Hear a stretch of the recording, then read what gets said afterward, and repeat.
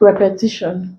Repetition involves using a word or phrase more than once, and it's simply for emphasis. So we say it involves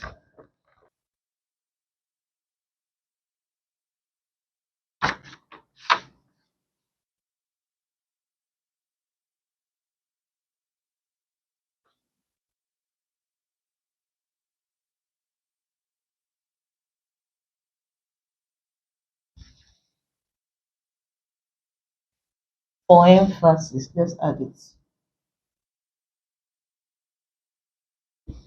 So in repetition, you're not repeating sounds or vowel sounds or letters.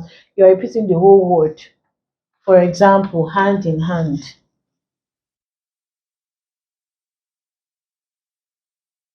over and over,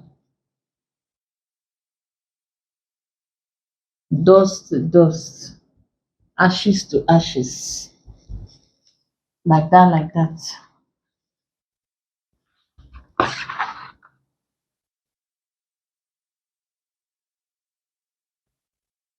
These are examples of repetition. And the repetition can be divided into types. We have the first one, epizeus. Let's have it here.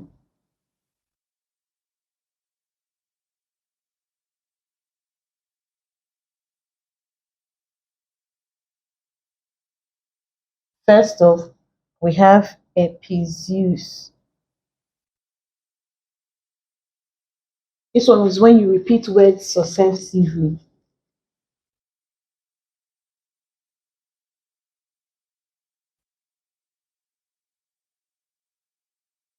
Example, row, row your boat.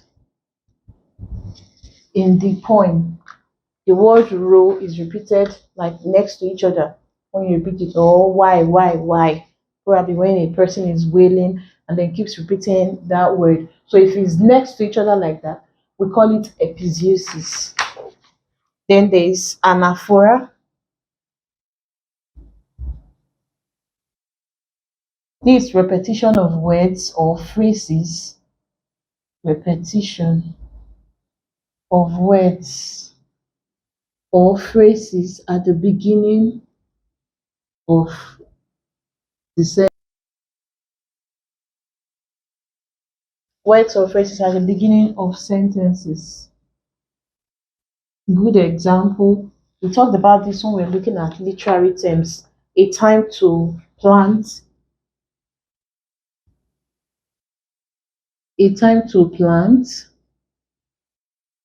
a time to harvest, or let's say a time to reap. Let's put it that way. So you are repeating a time a time to at the beginning, a time to live, a time to die, a time to play, a time to be serious, a time to sleep, and a time to wake up. Then there's epiphora as well,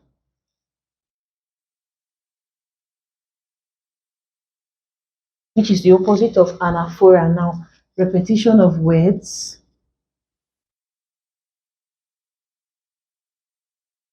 or phrases at the end of sentences.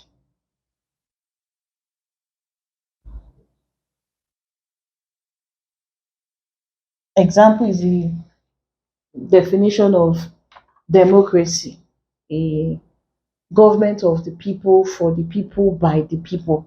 So that people being repeated at the end is an example of epiphora. Another figure of speech is onomatopoeia.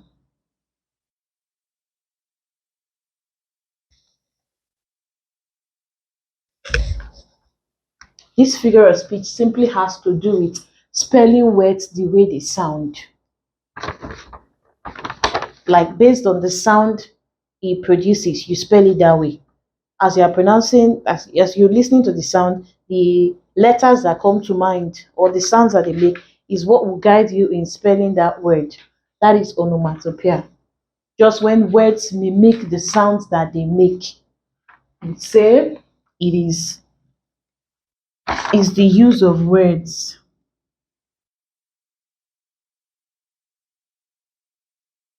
to describe sounds.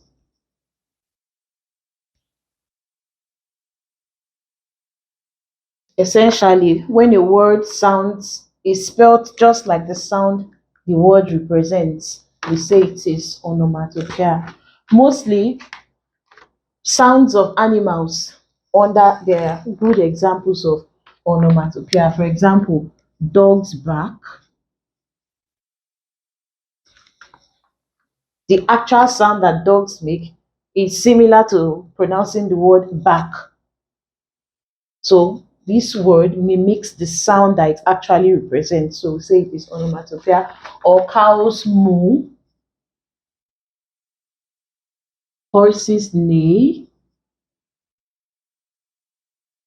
The word actually represents the word is spelled just like the sound. If you actually hear a horse, it sounds like neigh. So the word is mimicking the sound it represents. We say it is onomatopoeia. So horses neigh, cats hiss, etc. Then apart from sounds made by animals, when you say tick tock, trying to mimic the sound that the clock makes, or ding dong,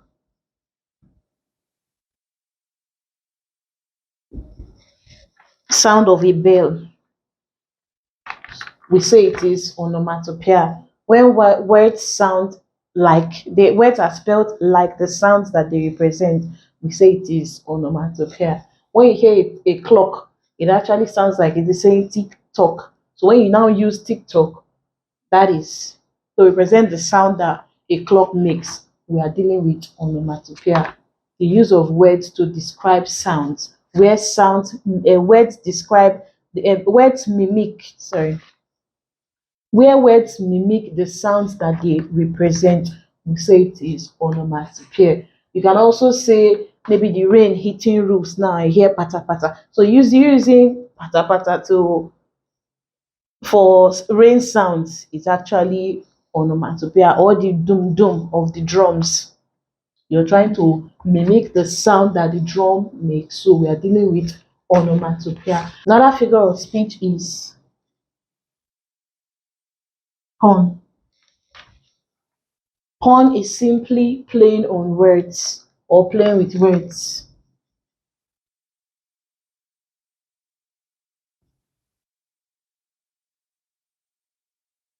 Some words are pronounced differently. Sorry, some words are pronounced the same way, but you spell them differently and they mean different things. We call such words homophones. So pun uses such homophones. For example, the word soul and soul. So porn uses words like this for humor. Porn is majorly for humor, like to incorporate laughter or to cause laughter. But you have to be careful using this. So instead of laughter, you don't get an eye roll instead. Where people are like boring, stuff like that. So you have to be careful with porn has to do with creativity. You should be creative with the words you like try to interchange so they sound the same way. If you were to use these two words in a sentence, someone might think that, oh, like you're saying the same thing, but you know that there is a word, there is a difference between the words since they mean completely different things. So words like this, we call them homophones. On use it, let's write it there. It does this with the use of homophones.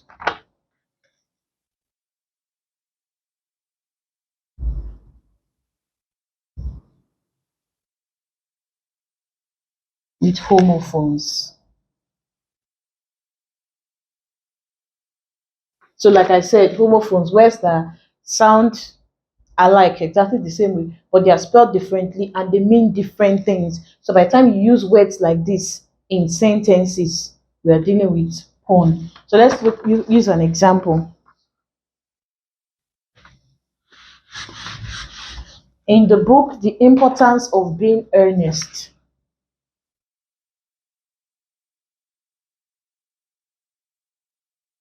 The Importance of Being Earnest by Oscar Wilde.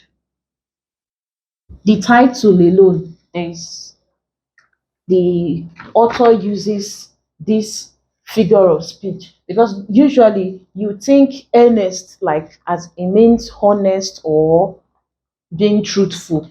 But if you read the book, you find out that the author is actually talking about name of a person, like the importance of being the person bearing the name Ernest. So the author uses porn in the title. Then even some church signposts they make use of porn. For example, the best vitamin for a Christian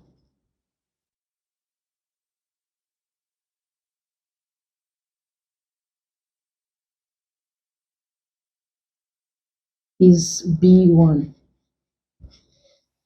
So here we know that there is vitamin B1, but that's not what the message is trying to pass across to you. The message trying to tell you to be a Christian, like preaching to you to be a Christian, but trying to play on words.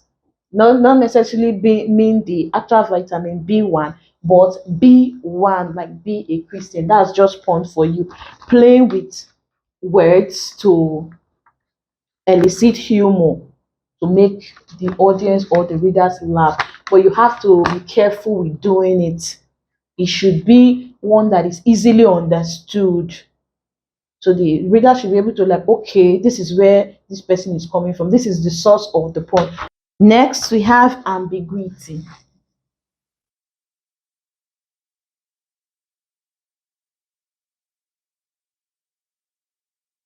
Ambiguity is simply when a word, phrase, or idea has more than one meaning. Like you can interpret it in more than one way. Let's put it then.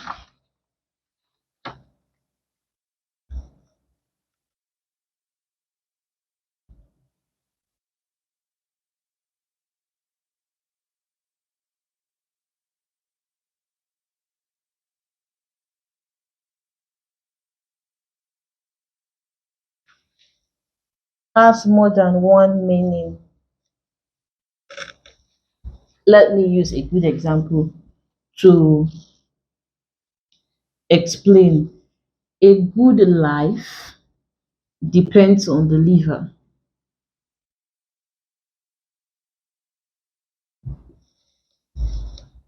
Here, you don't know if the person is trying to say someone that lives a life is called a liver, or you're talking of the organ liver. So it can be interpreted either of two ways. Either you're trying to talk about the person living the life or the actual organ called the liver. So this is ambiguity, where you can have more than one interpretation for a word or a phrase. And there are types of ambiguity. First, we have semantic ambiguity types.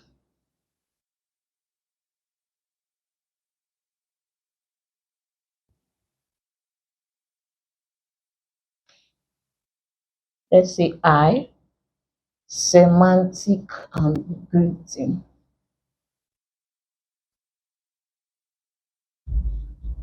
This happens when words have more than one meaning.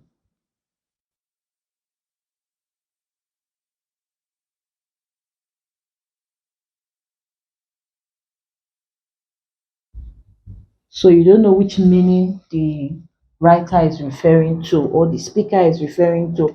And for English language, most words have more than one meaning. So for you to be able to like decode what's happening, you need the context with which that word was used. Normally, most words have more than one meaning. If you check dictionary, there's hardly any word that we have only one. You will see maybe the meaning as a noun, meaning as a verb, like that, like that. So most words have more than one meaning, and this can lead to semantic ambiguity. But to solve that, just look at the context in which the word was used. The context in which the word was used will help you solve the problem of ambiguity. Next, you have syntactic ambiguity.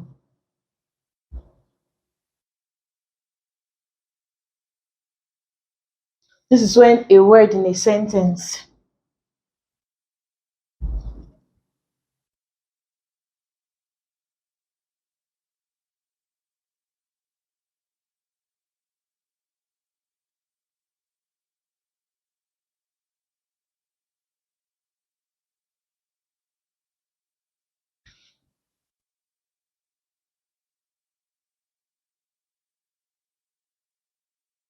has more than one meaning. Syntactic ambiguity occurs when a word or phrase in a sentence has more than one meaning. That means this has to do with the structure of the sentence now. In that sentence, not like generally, just within that sentence, a word or a phrase is unclear. For example, the boy slapped the lady with a book.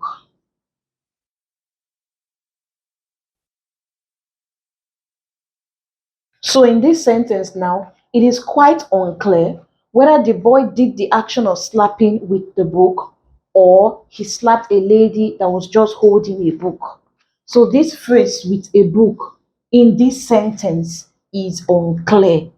It can be interpreted in two ways. So that is syntactic ambiguity. It doesn't necessarily mean that anywhere you see with a book, you interpret it in two ways. No, in this sentence, with a book is unclear. So that's what we mean by syntactic ambiguity. Unlike semantic, where a word has so many, like the example we gave before on the liver. We don't know if you're talking about the organ liver or a person that is living, and the writer is referring to that person as a liver. So that is semantic. When words have different, so anywhere you see liver, it means those two things. That's for semantic ambiguity. Then for syntactic, just in the context of that sentence, the way the sentence was structured, a word or phrase is unclear. So that is syntactic ambiguity. Then we also have narrative ambiguity.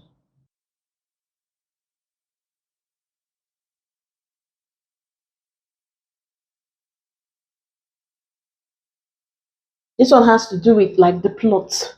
If it is unclear, details in a literary work.